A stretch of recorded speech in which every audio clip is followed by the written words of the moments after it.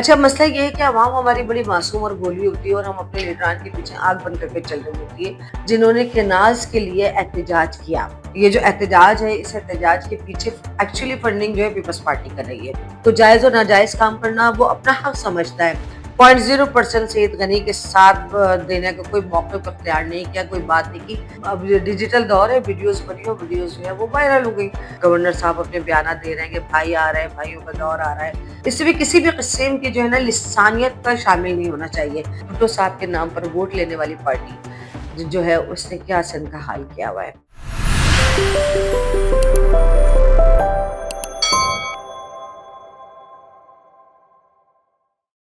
अस्सलाम वालेकुम नाज़रीन, मैं हूं दुर्दाना शहाब और आप देख रहे हैं वीलॉग विद दुर्दाना शहाब। मुल्क की सियासत में फिर से एक अजीब सा उतार चढ़ाव आता हुआ नजर आ रहा है, खास तौर पे बिलखुसूस सिंध की सियासत जो है वो एक अजीब दोहराए पे कुछ खड़ी हुई नजर आ रही है, क्योंकि जिस तरह के इकदाम हो रहे हैं, जिस तरह की चीजें हो रही हैं, वो पीपल्स पार्टी के लिए दिन ब दिन मुश्किल से मुश्किल तर होती चली जा रही हैं। उसमें अभी जैसे कि नाजिम जैसे वोट के फरहान गनी उनकी गिरफ्तारी हुई, उसके बाद उनके हक में उनकी मुखालफत में लोग खड़े हो गए, उनके लिए बोल रहे हैं, व्लॉग्स भी कर रहे हैं, कुछ मुखालफत में कर रहे हैं, कुछ हक में कर रहे हैं, क्योंकि कोई भी इंसान सबको खुश नहीं रख सकता। अभी उनका मामला दबे ही नहीं था, 2 से 3 दिन हुए थे। Karachi building control authority Sindh जब सिंध बिल्डिंग कंट्रोल अथॉरिटी हो चुका है, उसके एक एहलकार को जो है मलिर के जो टाउन के लोग हैं उन्होंने उसको तशद्दुद किया, उसके कपड़े वपड़े फाड़े, जिसमें वहाँ के जो जनरल सेक्रेटरी हैं पीपल्स पार्टी के, जो कि उनकी गिरफ्तारी अमल में आ गई। उनके ऊपर भी दफा जो है दहशतगर्दी की लगी है। उसके अलावा अभी ये हुआ कि 5 ऐसे लोगों के गिरफ्तारियां अमल में आई हैं जो कि दहशतगर्दी के जिम्मे में, उनके ऊपर भी दफा दहशतगर्दी की लगी। ये वो लोग हैं जिन्होंने केनाज के लिए एहतजाज किया। अच्छा, अब केनाज के लिए एहतजाज सिंध की हर शख्स उस पर केनाज बनने पर एहतजाज कर रहा है, लेकिन हुकूमत जो है वो खुलकर सामने नहीं आ रही। सिंध हुकूमत जो है वो खुलकर सामने तो नहीं आ रही, क्योंकि पता है कि कैनाल्स कौन लोग बना रहे हैं, और जो कैनाल्स बना रहे हैं उन्होंने इनके इक़्तिदार को जो है सहारा दिया हुआ है। तो पीपल्स पार्टी डायरेक्टली और इनडायरेक्टली जो कैनाल्स के लिए एहतजाज कर रहे हैं, जो बात कर रहे हैं, उनके सपोर्ट कर रही है, लेकिन ओपनली पीपल्स पार्टी जो है वो फ्रंट पर नहीं आ रही है। और अभी जो इन 5 लोगों की गिरफ्तारी हुई है, जिन्होंने कैनाल्स की कैंपेन चलाई और एहतजाज किया, तो उनमें से उन सब पर भी वही दहशतगर्दी की दफात लगी हैं। और उन दफात में जो है उन पर भी यही सारे इल्ज़ामात हैं, और जिस तरह से फरहान गनी के ऊपर लगे हैं, जिस तरह से जो जनरल सेक्रेटरी है जो कि मुल्ले टाउन के, उनके ऊपर लगे हैं। फिर कल एक अहम शख्सियत जो है वो उनके घर पर पुलिस का छापा पड़ा, रेड हुआ, वहां पर पुलिस का आदमजी साहब के घर पर हुआ, और बहुत सारी चीजें ऐसी हैं इस वक्त जो हमें नजर आ रही हैं, वो ये नजर आ रही है कि पीपल्स पार्टी को आहिस्ता आहिस्ता मुश्किल में डाला जा रहा है। और अभी कुछ नहीं कह सकते कि पीपल्स पार्टी की अभी तो मतलब मामला शुरू हुए छोटे छोटे लोगों से। ये हमें लगता है कि ये छोटे छोटे से मामला लोगों से मामला शुरू करके एक तरह से पीपल्स पार्टी को वार्न किया जा रहा है कि अगर उन्होंने अपनी सरिश्त नहीं बदली, और अगर उन्होंने मतलब जो भी है बातें उस पर अमल दरामद नहीं करवाया, तो फिर जो इतने भी बड़े हैं इसके में वज़रा और लीडरान जो है पीपल्स पार्टी के सिंध से जो ताल्लुक रखते हैं, तो फिर कार्रवाई उनकी तरफ चली जाएगी। अच्छा, मसला ये है कि अवाम हमारी बड़ी मासूम और भोली होती है और हम अपने लीडरान के पीछे आँख बंद करके चल रही होती है। लेकिन जहाँ तक मेरी मालूमात है, वहाँ तक ये है कि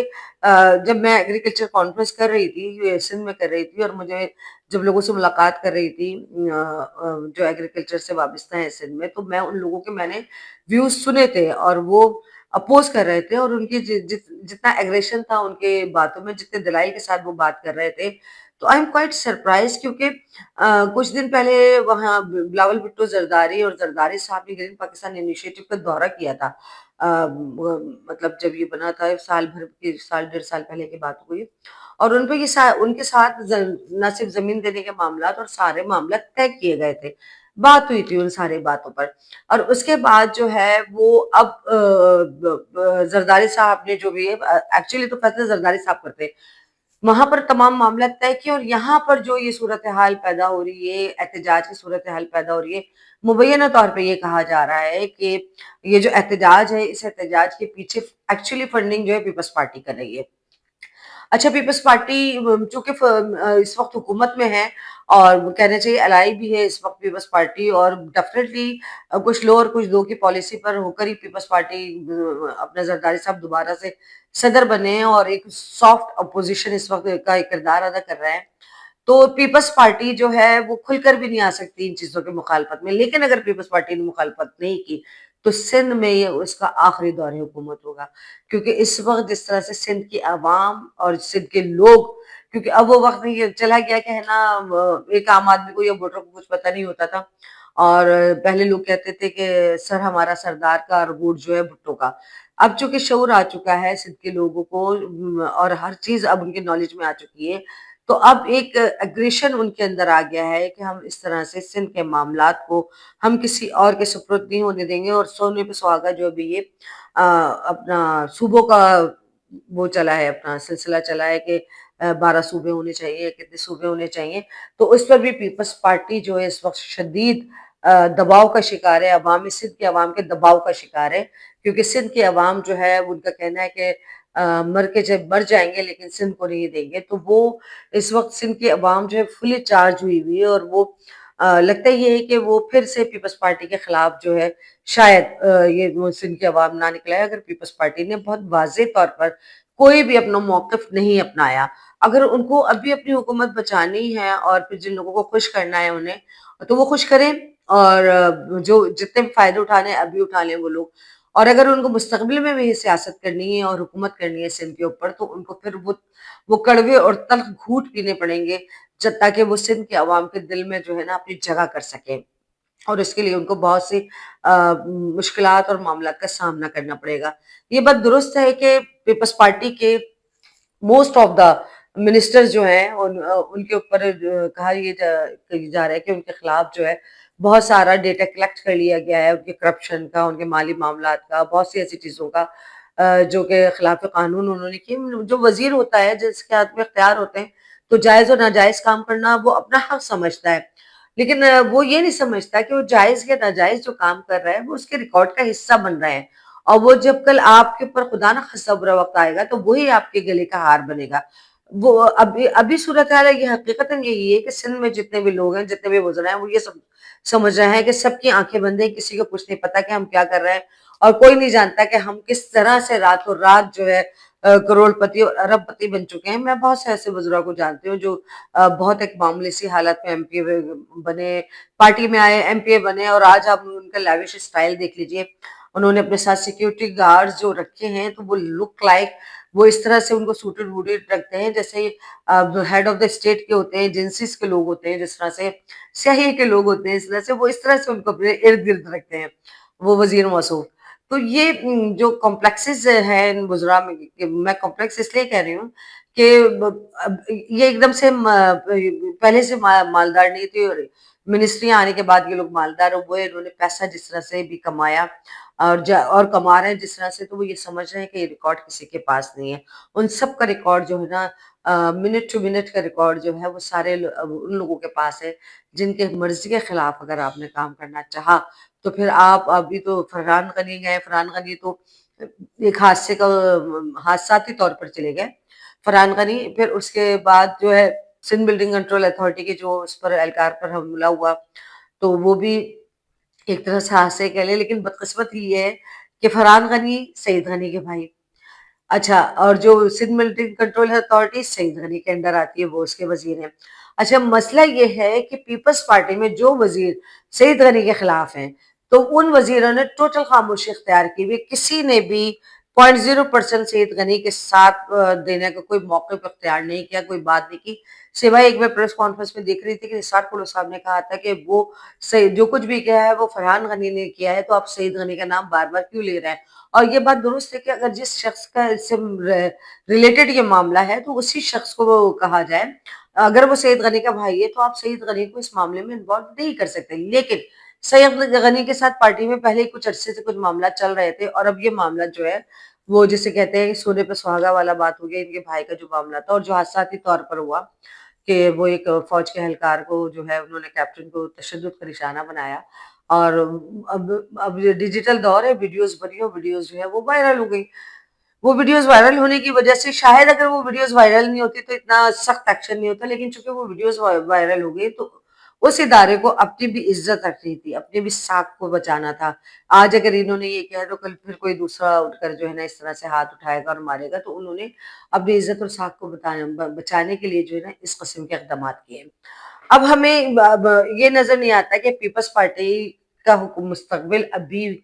کیا ہے۔ یہ 1-2 مہینے میں جو ہے وہ صورتحال سامنے آ جائے گی کہ آیا پیپلز پارٹی جو ہے وہ کنٹینیو کرے گی، یا آیا پیپلز پارٹی پر اتنا پریشر دیا جائے گا کہ اس کے اندر کوئی فارورڈ بلاک بنے، اور پھر وہ فارورڈ بلاک بن کر جو ہے وہ ایک مکس پلیٹ کی حکومت یہاں پر سندھ میں بنایا جائے۔ کیونکہ آپ یہ دیکھیے کہ اس وقت ایم کیم بھی ایکسٹرا جسے کہتے ہیں کہ نا اوور ایکٹیو ہے ایم کیم،